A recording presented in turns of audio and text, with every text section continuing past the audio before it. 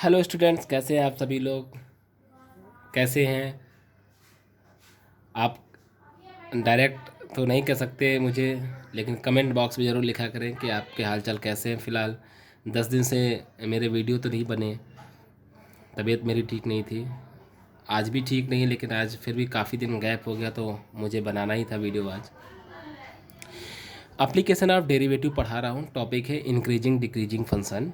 और increasing decreasing function का use maxima minima chapter में बहुत होता है, और एक छोटा सा टॉपिक है, इसको हम इस वीडियो में कवर करेंगे।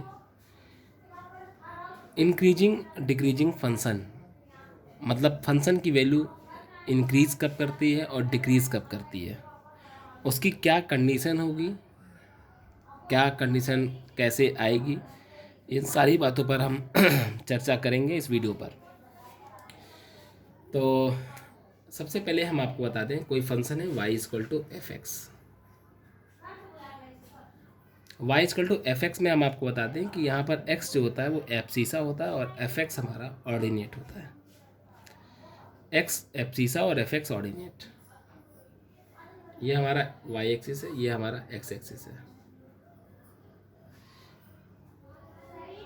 और अगर हम यहाँ पर कोई कर्व बनाए, इस कर्व को अगर आप ध्यान से देखें तो ये कर्व पर अगर हम ये कह दें ये पॉइंट यहाँ पर x1 है, तो x1 पर इस कर्व की जो वैल्यू होगी वो होगी f(x1). और इस पॉइंट को अगर आप कहेंगे तो क्या कहेंगे, x1 f(x1), इजंट इट? यही तो आप कहते हैं एब्सिसा ऑर्डिनेट। ऐसे और आगे बढ़ते हैं, एक पॉइंट ले लेते हैं x2, और x2 पर जो फंक्शन की वैल्यू होगी वो f(x2) होगी, और ये पॉइंट होगा x2 f(x2). अब यहाँ पर ये x2 लिखा हुआ है। अब यहाँ पर आप ये कह सकते हैं कि x1 x2 से छोटा है। फिगर से समझ में आ रहा है? फिगर से समझ में आ रहा है यहाँ पर कि x1 x2 से छोटा है। कभी कभी वीडियो ब्लर हो जाता है, उसके लिए आप परेशान मत हुआ करें, बहुत आराम से चीज़ों को समझें। इस फिगर में यहाँ दिखाई दे रहा है कि जो x1 है वो x2 से छोटा है। तो अगर x1 x2 से छोटा है तो देख रहे हैं यहाँ पर f(x1) f(x2) से भी छोटा है। इंक्रीजिंग फंक्शन की एक खास बात है कि अगर एक एब्सिसा दूसरे एब्सिसा से छोटा है तो उसकी इमेज मतलब ऑर्डिनेट मतलब फंक्शन की वैल्यू भी छोटी होगी। अगर x1 x2 छोटा है तो f(x1) f(x2) छोटा होगा। कारण क्या है कि इंक्रीजिंग फंक्शन में क्या है, जैसे जैसे x बढ़ा रहे हो वैसे वैसे तो f(x) की वैल्यू बढ़ रही लगातार। देखिए यहाँ पर f(x) की वैल्यू ये है, इसके बाद ये है, इसके बाद ये है, इसके बाद ये है, इसके बाद ये है, इसके बाद ये है। यानी हम ये कह सकते हैं कि f(x) is increases with the increases of abscissa. f(x) is increases with the increases of abscissa, यानी जैसे से x की वैल्यू बढ़ रही है f(x) की वैल्यू भी लगातार बढ़ रही है। तो x1 is less than x2, then f(x1) is also less than f(x2). ये तो बात रही इंक्रीजिंग फंक्शन की बाय यूजिंग इनइक्वालिटी। अब स्टूडेंट हम कैलकुलस मेथड से भी समझने का प्रयास करेंगे इंक्रीजिंग फंक्शन की कंडीशन क्या है। ये तो इनइक्वालिटी में है। आइए फिर से एक फिगर बनाते हैं। ये हमारा x एक्सिस है, ये हमारा y एक्सिस है, ये हमारा एक कर्व है,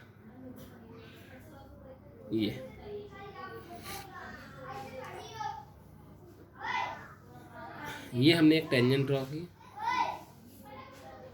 एक सेकंड टेंजेंट मैंने ये ड्रॉ की। ये कर्व तो समझ में आ रहा है इंक्रीजिंग है, इसमें कोई दिक्कत नहीं होनी चाहिए। ये कर्व लगातार देख रहे हैं बढ़ रहा है, कैसे देखिए यहाँ से यहाँ तक डिस्टेंस उसकी लगातार क्या हो रही है, फंक्शन की बढ़ रही है। हमने क्या किया, इन दो पॉइंट पर टेंजेंट ड्रॉ किए। मतलब टेंजेंट तो हम ड्रॉ करना चाहते हैं 10-12, लेकिन ड्रॉ करेंगे तो आपको समझ में कम आएगा। इसमें आप मन में ड्रॉ कर लीजिए, या ये कर्व है आपका पूरा, ये कर्व जा रहा है, इस कर्व पर आप एक दो नहीं इनफाइनाइट टेंजेंट ड्रॉ करिए अपने मन में। और उन सारी टेंजेंट को अगर आप फोकस करें तो एक बात आप बताइए कि जैसे किसी भी किसी भी स्ट्रेट लाइन की अगर आपको स्लोप निकालनी होती है तो क्या करते थे? देखिए, स्लोप निकालने का दो तरीका था, एक कैलकुलस मेथड था और एक स्लोप निकालने का ज्योमेट्रिकल मेथड था, क्लास 11 में सीखा था। जैसे इस टेंजेंट की बात करें तो इस टेंजेंट की कोई पूछे कि स्लोप क्या होगी, तो किसी भी टेंजेंट की जो स्लोप होती थी वो टेन थीटा होती थी। यहाँ पर theta inclination from positive x axis होता था। जैसे इसकी स्लोप थीटा, इसका जो इंक्लिनेशन है वो थीटा वन बोल दिया, तो इसकी स्लोप जो हो जाएगी वो टेन थीटा वन हो जाएगी। इसका एंगल थीटा टू बोल दीजिए, तो इसका जो स्लोप होगा वो टेन थीटा टू हो जाएगा। ये स्लोप हो गया पहली वाले टेंजेंट का, ये स्लोप हो गया दूसरी वाले टेंजेंट का। समझाने के लिए मैं बता रहा हूँ। ऐसे आप यहाँ पर बहुत सारे इनफाइनाइट टेंजेंट ड्रॉ करिए और सबकी अपनी अपनी एक स्लोप होगी। लेकिन उन सारी स्लोप पर अगर हम चर्चा करें इन जनरल, तो m बराबर टेन थीटा। यहाँ पर जो m है वो लिख दे रहे हैं हम, स्लोप ऑफ टेंजेंट है, स्लोप ऑफ टेंजेंट। ये कौन से टेंजेंट की स्लोप है? इस कर्व पर जितनी भी हमने टेंजेंट खींची उन सब की स्लोप है। मतलब यहाँ पर थीटा वन होगा तो पहले वाले की, थीटा टू होगा दूसरे वाले की, ऐसे बहुत सारी है। लेकिन एक सबसे इम्पॉर्टेंट बात क्या है, इन सारे जो थीटा की बात करें, मतलब थीटा की वैल्यू थीटा वन है, थीटा टू है एक टेंजेंट और ड्रॉ कर दीजिए ऐसे तो सॉरी माफ़ कीजिएगा, तो इसकी स्लोप होगी tan theta three, tan theta four. ऐसे समझ रहे हैं ना आपकी, इस टेंजेंट पर, इस कर्व पर इनफाइनाइट टेंजेंट ड्रॉ करिए, सबकी अलग अलग स्लोप होगी। लेकिन इसमें एक सबसे बड़ी कॉमन बात है कि उन सबकी जो स्लोप होगी उसका जो एंगल होगा वो कुछ ना कुछ होगा, लेकिन वो 0 से बड़ा होगा और 90 से छोटा होगा। आप इस बात को फील करें भाई। अगर आप यहाँ भी एक टेंजेंट अगर ड्रॉ करते हैं तो उसका इंक्लिनेशन 90 नहीं होगा, 90 से कम ही होगा। यहाँ पर अगर आप इंक्लिनेशन ड्रॉ करते हैं, टेंजेंट ड्रॉ करते हैं, तो यहाँ भी इंक्लिनेशन जो होगा वो कम होगा, लेकिन 0 नहीं होगा। 0 होने का मतलब हॉरिजॉन्टल हो गया और 90 का मतलब वर्टिकल हो गया। मतलब यहाँ पर इस अगर इंक्रीजिंग फंक्शन की बात करें तो इंक्रीजिंग फंक्शन में आप हमेशा याद रखिए कि जो इंक्लिनेशन होगा वो 0 से 90 के बीच में होगा। ये बात तो आप समझते हैं, इसमें कोई दिक्कत नहीं होनी चाहिए। फिगर से देख के, मतलब इसमें बहुत बड़ा इशू नहीं है। मतलब ये जो कर्व है आपका, ये जो कर्व है आपका y बराबर एफ एक्स, इस कर्व पर हमने जितनी भी टेंजेंट्स ड्रॉ की, उन ऑल टेंजेंट्स की बात करें तो उन सभी टेंजेंट्स में जो इंक्लिनेशन है वो पॉजिटिव एक्सिस से पॉजिटिव एक्सिस से इंक्लिनेशन जितना भी है वो 90 और 0 के बीच में है, मतलब फर्स्ट क्वाड्रेंट में। और ASTC आप जानते हैं, ASTC के अकॉर्डिंग फर्स्ट क्वाड्रेंट में ऑल ट्रिग्नोमेट्रिकल रेशियो पॉजिटिव होते हैं, तो यहाँ पर टेन थीटा भी क्या होगा, पॉजिटिव होगा। इसका मतलब यहाँ पर m पॉजिटिव हो गया। मतलब यहाँ पर अब हम ये डंके की चोट पर कह सकते हैं कि कोई फंक्शन अगर इंक्रीजिंग है, अगर कोई फंक्शन इंक्रीजिंग है, बहुत ध्यान सुनिएगा प्लीज़ मेरी बात, कोई भी फंक्शन अगर इंक्रीजिंग है तो डंके की चोट पर कह सकते हैं, ये एक तरीके से देखा जाए स्ट्रिक्टली इंक्रीजिंग फंक्शन है, कहीं रुक नहीं रहा, लगातार बढ़ रहा है। तो कोई फंक्शन अगर स्ट्रिक्टली इंक्रीजिंग है तो आप डंके की चोट पर कह सकते हैं कि उस कर्व पर खींचे जाने वाली, उस टेंजेंट पर ड्रॉ करने वाली इनफाइनाइट टेंजेंट्स, उन सभी टेंजेंट्स की बात करें तो उन सभी टेंजेंट्स का जो स्लोप होगा वो पॉजिटिव होगा, ग्रेटर देन 0 होगा।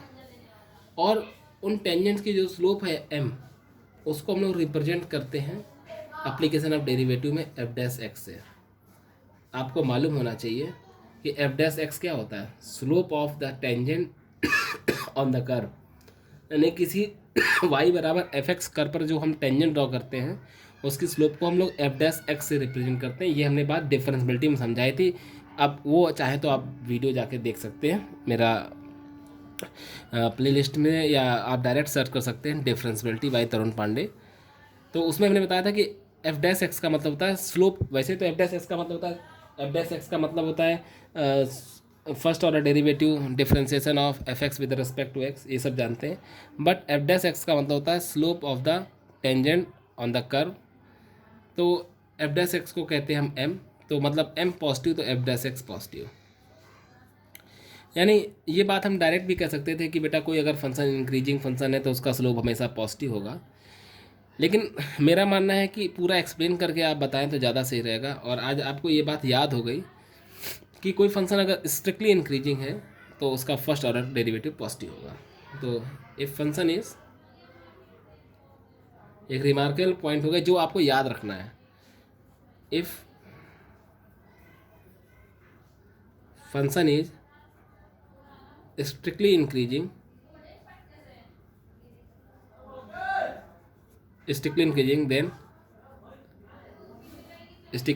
then f dash x will be greater than 0। ये बात याद रखिएगा। आइए आगे चर्चा करते हैं। अगर आपको ये समझ में आ जाएगा तो डिक्रीजिंग तो तुरंत आ जाएगा। अब देखिए, अब थोड़ा सा और समझते हैं।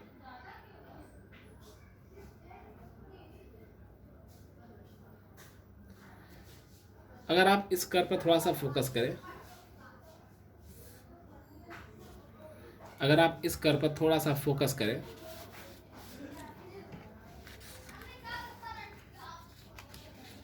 इस कर्व पर आप थोड़ा सा फोकस करें तो इस कर्व पर लगातार वैल्यू बढ़ रही है, लगातार वैल्यू बढ़ रही है।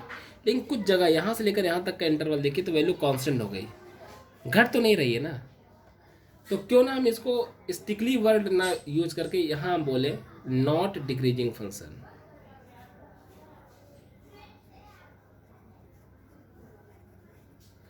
नॉट डिक्रीजिंग का मतलब क्या हो गया? जो कभी घटे ना। जो कभी घटे ना इसका मतलब ये नहीं हुआ कि वो हमेशा बढ़ता रहे, हो सकता है वो बढ़े फिर रुक जाए फिर बढ़े। नॉट डिक्रीजिंग में कभी घटे ना। तो क्लियर है कि यहाँ से यहाँ तक कर्व तो लगातार बढ़ रहा है। तो यहाँ से लेकर यहाँ तक की बात करें तो यहाँ पर f dash X greater then 0 होगा, जैसा कि अभी आपने पढ़ा। फिर यहाँ से देख रहे हैं आप, यहाँ तक फिर फंक्शन बढ़ रहा है तो यहाँ भी f dash X greater then 0 होगा। लेकिन यहाँ से यहाँ तक में फंक्शन फ्लैट है बिल्कुल। यहाँ पर कोई भी अगर आप टेंजेंट ड्रॉ करें तो टेंजेंट एक्स एक्सिस के पैरेलल हो जाएगी। तो यहाँ पर जितनी भी टेंजेंट ड्रॉ होगी वो एक्स एक्सिस के पैरेलल हो जाएगी, और एक्स एक्सिस की स्लोप 0 होती है।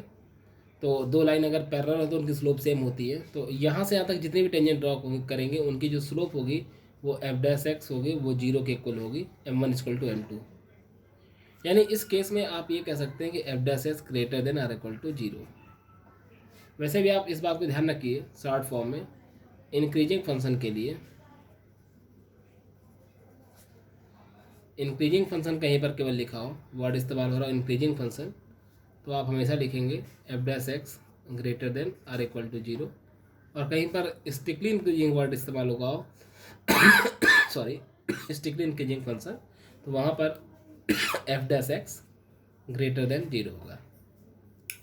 अगर मेरी बात ये पूरी समझ में आ गई होगी तो आपको ऑफकोर्स डिक्रीजिंग फंक्शन आराम से समझ में आ जाएगा। इसको आप पॉज करके नोट कर सकते हैं, हम आगे बढ़ें। अब बात करते हैं डिक्रीजिंग फंक्शन की।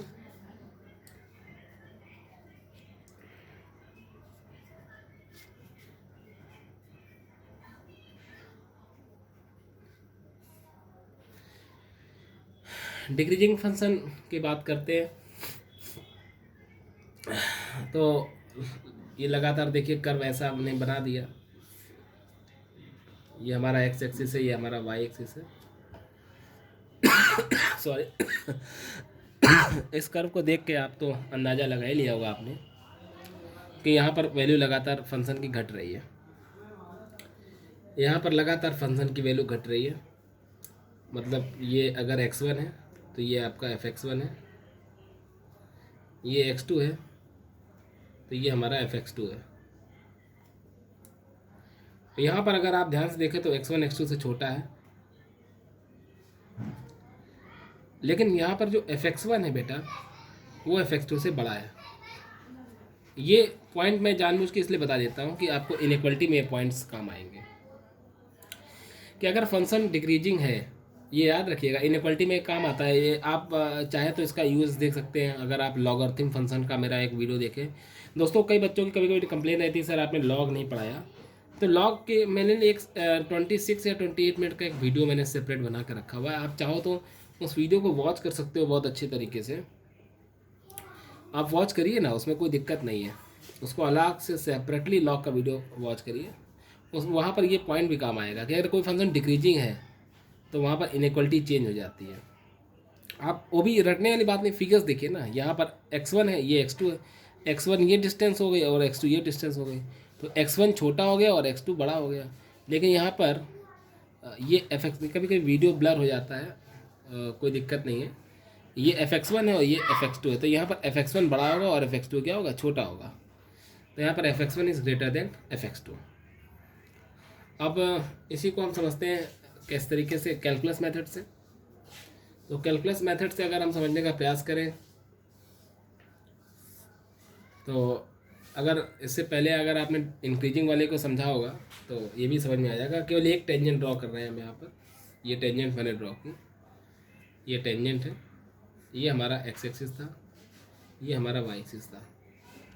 हमने केवल एक सिंगल टेंजेंट ड्रॉ करी बेटा, मतलब इससे पहले वाले कर्व मैंने 2 टेंजेंट ड्रॉ की थी, लेकिन इसमें एक टेंजेंट ड्रॉ की, कोई दिक्कत नहीं होनी चाहिए। और यहाँ पर इस कर्व का जो टेंजेंट ड्रॉ किया उसका हम स्लोप देख रहे हैं, तो ये थीटा है। और एक टेंजेंट नहीं, आप घर में एक कर्व ड्रॉ करिए इस तरीके का, डिक्रीजिंग कर्व होगा। बीच में बच्चों की आवाज़ आती है खेलने की, तो उसके लिए आपको डिस्टर्ब नहीं होना। अब इतना अच्छा एटमॉस्फेयर नहीं बनाया जा सकता कि पीसफुल हो बिल्कुल, लेकिन फिर भी अगर आप मेरे लेक्चर पर कमांड करेंगे, ध्यान से देखेंगे, तो आपको इन सारी बातों को इग्नोर करना पड़ेगा।